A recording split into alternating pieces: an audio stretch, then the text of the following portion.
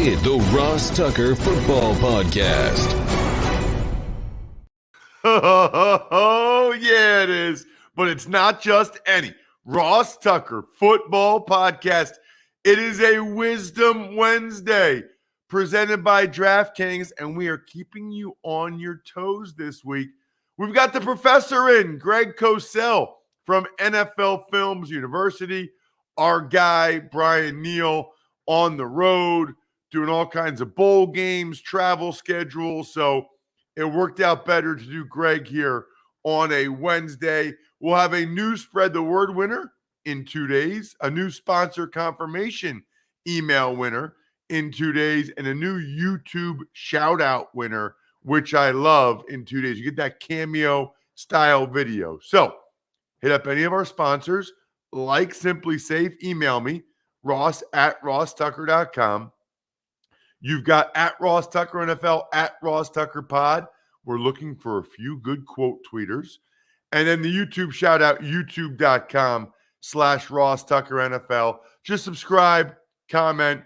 It's very, very easy. It's also Big Show time. The Big Show. All right, so Greg, as always, a lot to get to with you. Greg, of course, the NFL Films guru who you should follow on Twitter, at Greg Cosell, a longtime employee of NFL Films.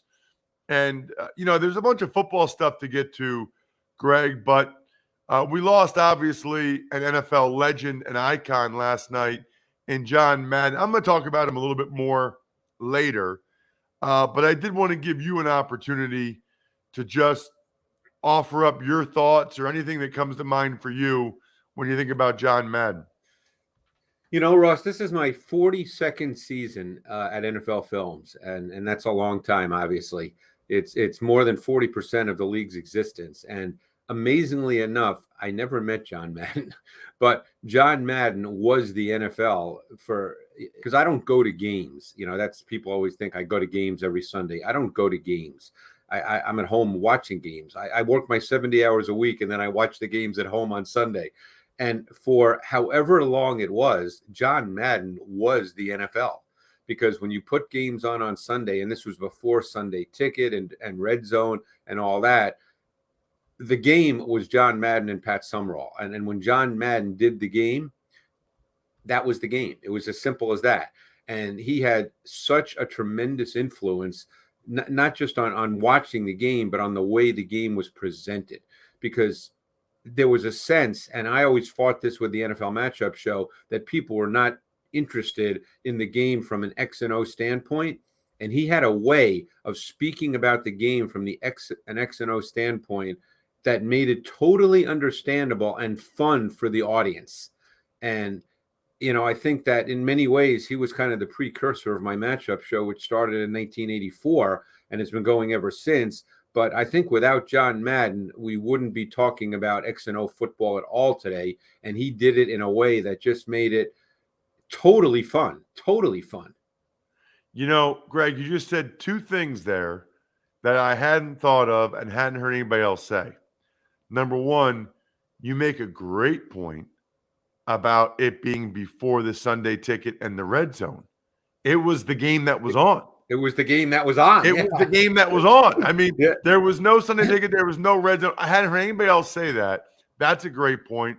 And also, I hadn't really thought about it, but he was kind of the precursor to the matchup show. He was the first guy I remember, at least, that incorporated X's and O's, but did it in a easily digestible and fun way. That's awesome. Very, very cool. Speaking of X's and O's, Greg, we actually got a request this week from one of our listeners. They emailed me, ross@rosstucker.com. After the Rams beat the Vikings, Yes, and Stafford threw 3 picks, in the interview, he talked about the Vikings' soft shell coverage. And one of our listeners or viewers wasn't really sure what that meant.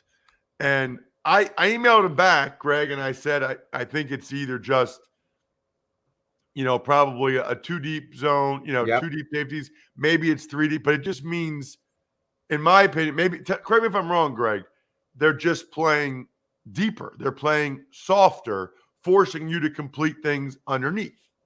Well, the way players talk about it and coaches is shell coverage, Ross, means that there's 2 deep safeties. Now, that depends on how deep they want to be. I mean, the point is that you do not have a safety in the box. You have 2 deep safeties.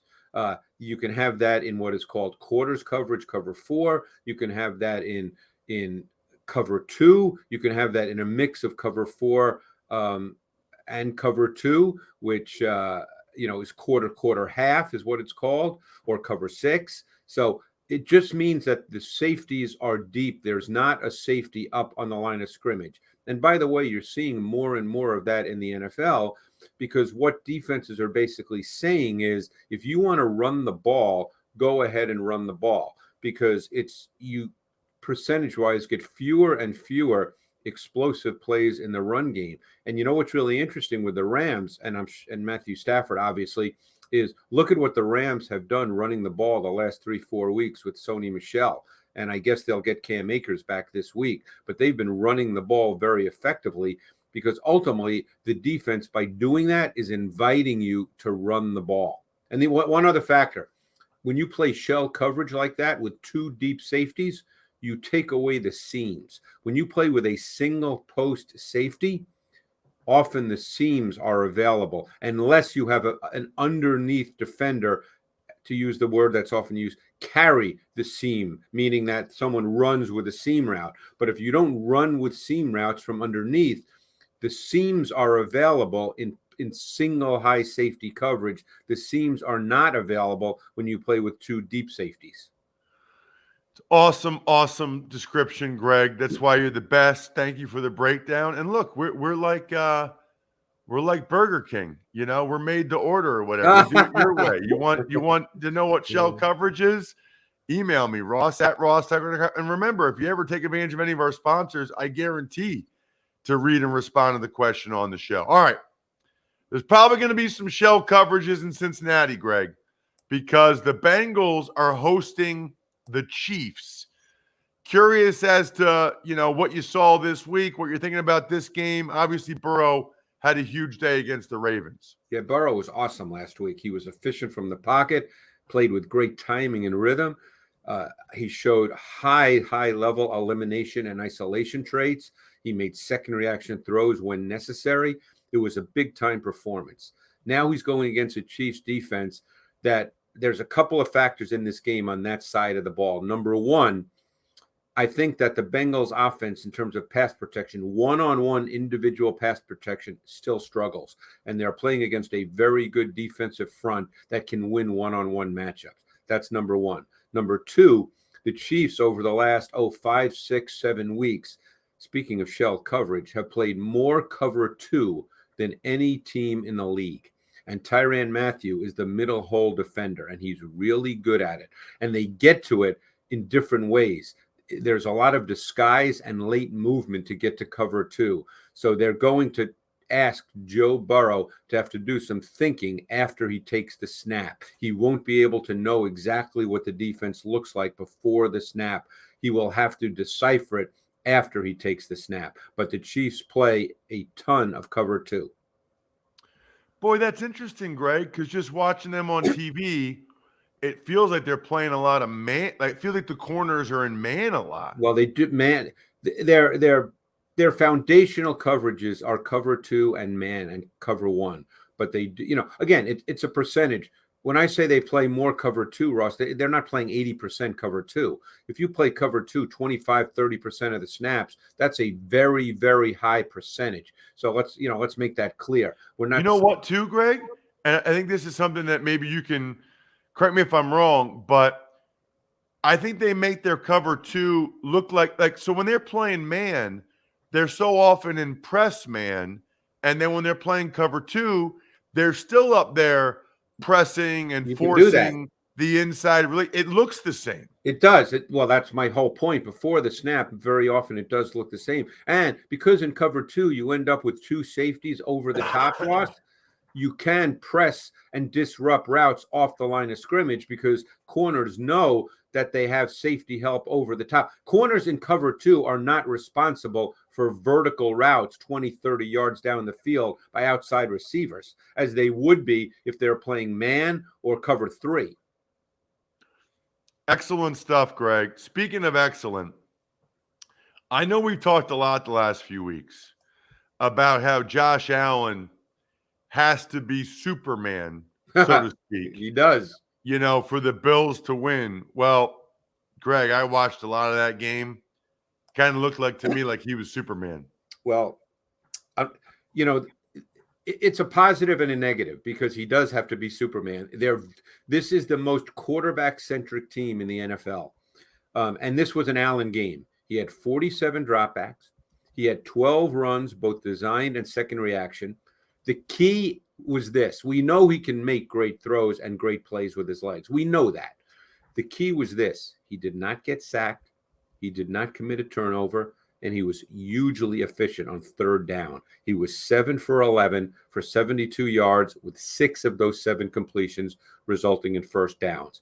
So, he basically has to put the Bills on his back every week. And as we have spoken about, that's a tough ask, Ross. It's a very tough ask. But in this particular game, he was up to the challenge and he was special. And he has special ability. I've talked about that going back to last summer, that he's just in terms of pure physical gifts, I think he's the best in the league. And they ask him to pretty much show those amazing gifts every week. And it's hard. This week he did so. And he'll always miss a few. That's just the way he plays. He'll always miss a few, but he was really special in this game. Yeah, said another way, I've said this, Greg, I think he has the quote-unquote highest ceiling of any of the quarterbacks just because of the arm strength, how fast he is, how big he is, just all those physical traits. Tell you the other thing that jumped out to me about that game, Greg. Isaiah McKenzie's pretty good. Yeah. He made a bunch of plays. They didn't have Cole Beasley or Gabriel Davis, and McKenzie really stepped up. And he can run. He can do different things than Beasley. And in some ways, given the way they played this year, here's how I'll answer that, because this requires a longer answer, which we don't have time for. But given the way they've played this year, McKenzie fits better right now because he can do things that they need done. McKenzie can run more intermediate routes because he has speed, and we saw that. We saw that when the Patriots played man coverage. McKenzie's able to run away from man coverage because he has more speed. That's not the kind of receiver Beasley is. You can also use McKenzie as they did on jet sweeps. Beasley is not that guy. Beasley has obviously a ton of really good traits. He's your classic slot receiver, but McKenzie gives them a different dimension, which to me, given this season, and I've watched every Bills game going back for years, I think McKenzie right now might give them just a little different element that they need. Let's talk about another big game. It's the Texans and the Niners. Now, as we record this Wednesday morning, we don't really even know who the Niners quarterback will be. Jimmy Garoppolo has a thumb injury, might be Trey Lance. We know for Houston it'll be Davis Mills, and even without Brandon Cooks, Greg, he had a good game. Yeah, Mills is a very interesting guy because he was the number one recruit coming out of high school in the Atlanta area. He committed to Stanford early, so the SEC schools didn't even bother. He's an easy, natural thrower of the football. He transfers his weight. He throws with torque. He's very efficient in terms of his mechanics. That allows him to generate velocity and distance. He's aggressive throwing the ball. Because he's still a young player, there are times he doesn't read it as cleanly as he needs to, but that is likely a function of experience. I think an area that he needs to continue to improve is his poise and effectiveness when there's people around him, because he's essentially a pocket quarterback. He does have some movement, but he will make it or not make it based on his ability to play from the pocket. but he's shown a tendency at times to play a little fast and break down when the pocket gets a little squeezed. So he'll need to become a little more settled. But he's a big kid, easy thrower. I think he knows what he's looking at for the most part. I'm very anxious to see his continued development. Yeah, I mean, I wrote on Twitter this week, Greg, at Ross Tucker NFL, if he has 2 more good games and Mac Jones has 2 more games that aren't quite as good, I wonder if people are starting to say, all things considered, that Mills kind of had the best season of any of the rookies. And, that'll play out over the next couple of weeks. And by the way, if I gave you their offensive line from left to right, I guarantee most people would have no idea who these players are. So, when you hear a lot about, the Monday night game, a lot of people, got on their self-righteous high horse about, Ian Book has to play. That's terrible. Well, Ian Book was a 4th-round pick and Davis Mills was a 3rd-round pick. So what's the difference? And how about the offensive line for the Texans, left to right? Let me throw out some names. You'll probably know them, Ross, because this is what we do. Christian, Toner, Morrissey, Sharping, and Heck. I imagine people listening don't really know those players. That is amazing. That's I do know those guys, but you probably know Cole Toner because he's an Ivy League guy, Harvard guy. I love it. That's right. Hey, Greg, real quick on the Eagles, since I do their pregame show. Yeah. They're playing Washington. Washington struggled. The Eagles didn't run it as well against the Giants as they had been. Did you notice anything on their film? Anything jump out to you, whether it was that or Devontae Smith or anything? I think it was the way the game progressed. The Eagles had a few more 3-and-outs. They didn't have as many plays in the first half. I don't think there's an issue. What I'm very anxious to see, because we know that Jalen Hurts had the ankle injury, the high ankle sprain, which is obviously healing. It would not surprise me to see more design quarterback runs this week. Don't forget, they're playing a team they just played 2 weeks ago. So they're not going to do the same thing. That teams have staples, but they don't do the exact same thing when they play a team again in such a short period of time. So with his ankle healing, I would not be surprised, because they didn't do it 2 weeks ago. I would not be surprised to see a little more design quarterback running by Hurts in this game. I've noticed the last 2 games he hasn't really run. No, and I think that's because of the high ankle sprain. Yeah, and that's hurt their rushing offense a little bit. What about huge game, seeding game? Cardinals, Cowboys, 2 teams seemingly going in different directions. Yeah, the Cards offense is having a little bit of a problem here. And I think one of the big issues, the last 2 weeks, they've played the Lions and they've played the Colts. And one of the things that really stood out watching the Cards offensive tape is both those teams. By the way, the Lions have actually become a very interesting defense to watch, but that's a totally different point. But the Lions and the Colts both were very, very aggressive with blitz against the Cardinals, especially on 3rd down. The Colts blitzed on every 3rd down but one. The Lions were extremely aggressive the week before against the Cards, and the Cards are having all kinds of problems with pressure right now. And the Cowboys line up. And the other thing, the Cards are having trouble with man-to-man coverage. And what do we know about the Cowboys? They play more cover one, which is man-to-man with a single high safety. They play more cover one than any team in the league. So the Cards are going to get a heavy dose of cover one. They're going to get a heavy dose of Micah Parsons with blitz pressure. And Parsons still does line up on the edge as well as a pass rusher. So they're going to get a heavy dose of pressure and man coverage, and those are the 2 things they've struggled mightily with the last 2 weeks. Last question, Greg. Looks like Monday night, pretty good chance. Ben Roethlisberger's last home game. They play the Browns. He's been the quarterback since my 4th year in the 2004, NFL. right? 2004. 2004. We lost to them. We actually lost to their backups, but long time, Greg. Just a thought on Big Ben. To me, he's a Hall of Fame player. I don't think there's any question about that. I remember when he first started, there was a lot of comparisons when he first started to Dan Marino. I don't know if you remember that, because Ben was a big guy in the pocket.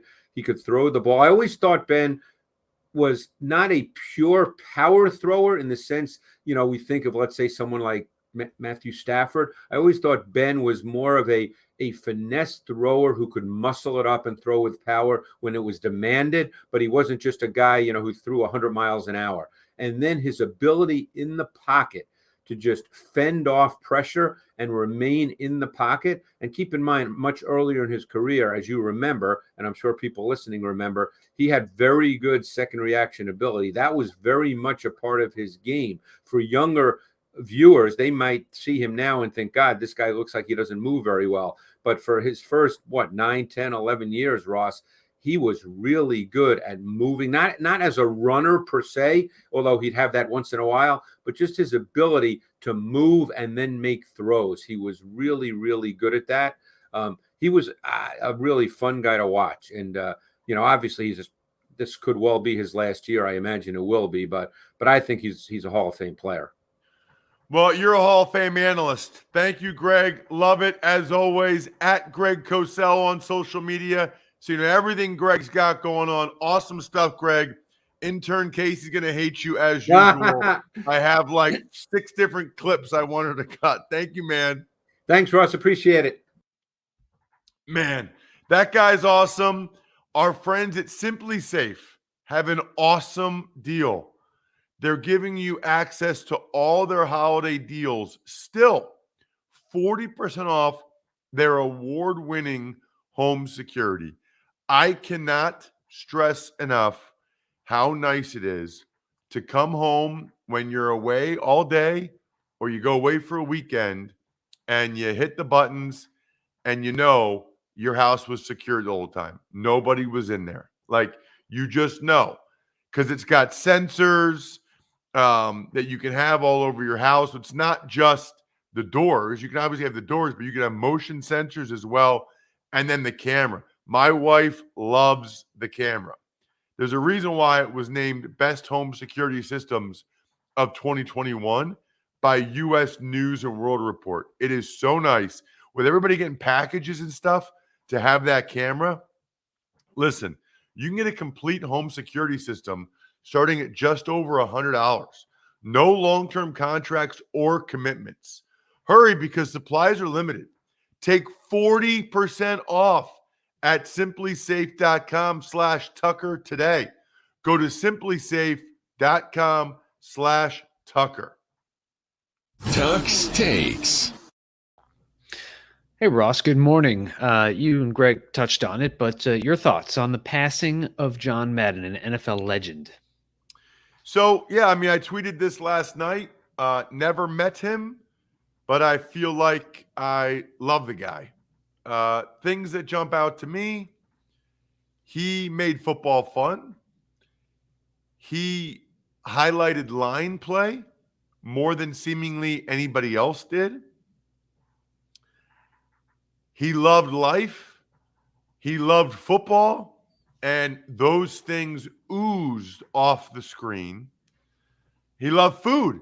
He loved food and football and life. And those things were all very, very clear, oozing off the screen. And, I've had a couple people say that in different ways I remind them of him, which is like the ultimate compliment. Obviously, I'm not him. I'd never even be close to him. But if people watch a game I do and they think, boy, this guy loves life and loves football, that's that's good enough for me. What an absolute legend. Tuck's Takes. Some other sad news as well. Passing of ESPN's Jeff Dickerson at the young age of 44. So wanted to mention this because Jeff is a guy that I've interacted with a number of times over the years, both in person and on the air, whether he's come on my shows or I've gone on his. And just a gem of a guy. Wouldn't consider him a friend, but friendly for sure. I do have his number in my phone. He's got an 11-year-old son, and his wife Jeff died of colon cancer yesterday. His wife, Caitlin, died 2 years ago of cancer. And they have an 11-year-old son, Parker. And that is very, very tough for me to stomach. Very tough. Tuck's Takes. All right, we've got big news in the NFL, starting with the NFL and NFLPA changing their COVID protocols to match the latest CDC recommendations regarding only a 5-day quarantine for asymptomatic individuals that test positive, whether or not they're vaccinated. Right. This is huge news, and in particular for Carson Wentz, who we'll talk about in a second. But now, if you're asymptomatic, and it doesn't sound like you have to be asymptomatic the whole time, just asymptomatic at the end of the 5 days, whether you're vaccinated or not, you can come back. And I don't even think you need to test negative.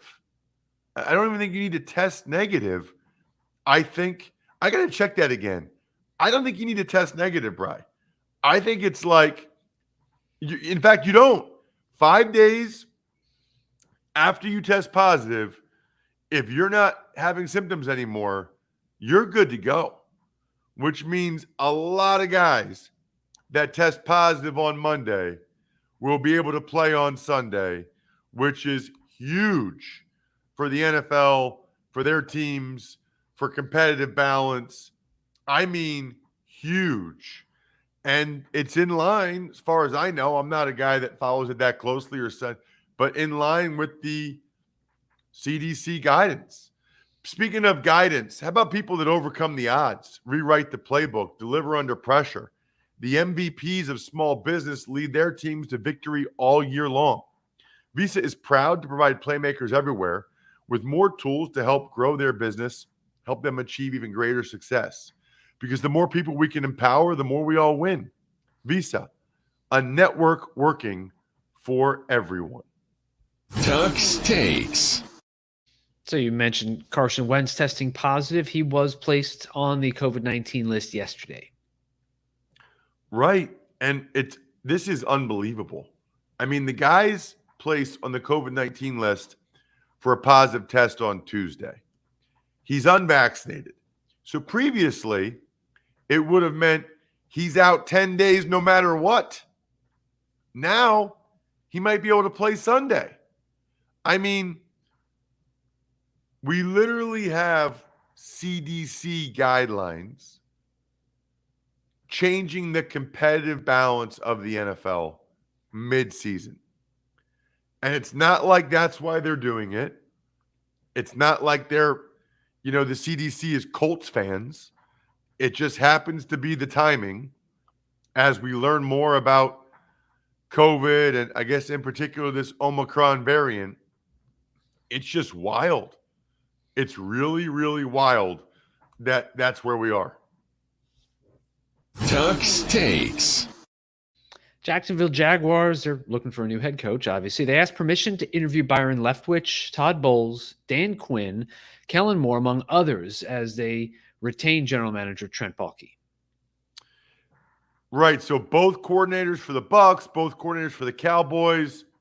There are some others in there. I know they're going to interview Doug Peterson, who I think is a very good coach.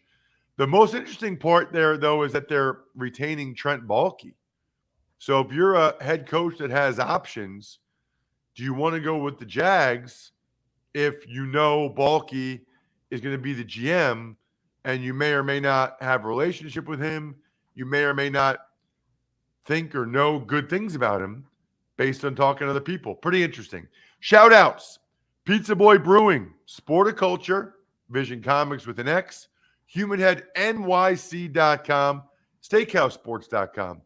Fantasy Feast will be tomorrow, by the way, because the Bry's schedule tomorrow, but there's no Thursday night game, so we're good. I think we're done here. Thanks for listening to the Ross Tucker Football Podcast. Make sure to also subscribe to the Fantasy Feast, Even Money, Business of Sports, and College Draft. All available at Apple Podcasts, RossTucker.com, or wherever podcasts can be found. A lot of times on the show, I mentioned DraftKings. Here's what you need to know. You got to be 21 or older, New Jersey, Indiana, or Pennsylvania only. New customers only. Restrictions apply. See DraftKings.com/sportsbook for details. Gambling problem, call 1-800-GAMBLER, or in Indiana, 1-800-9 with it. By the way, if what I was talking about included a deposit bonus, doesn't always, sometimes it does. Deposit bonus requires 25 times playthrough, and deposit bonuses are paid out in site credit.